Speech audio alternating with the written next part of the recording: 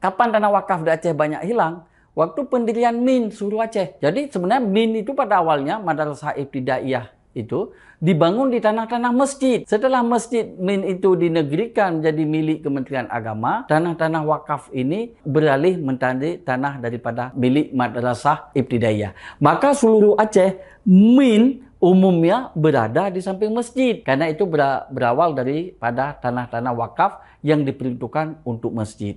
Jadi tanah-tanah wakaf itu bukan hanya untuk pembangunan masjid, bisa juga tanah wakaf itu diperuntukkan untuk pembangunan pendidikan di Aceh. Bisa juga tanah wakaf itu diperuntukkan untuk lorong-lorong atau jalan-jalan. Maka kalau di Aceh ini beda dengan daerah lain di Indonesia. Kalau daerah lain paling banyak tanah adat, di Aceh paling banyak tanah wakaf. Tanah wakaf itu kalau disebut dalam bahasa Aceh, kalau dalam catatan-catatan termasuk catatan Belanda, disebut juga Umeng Mesara.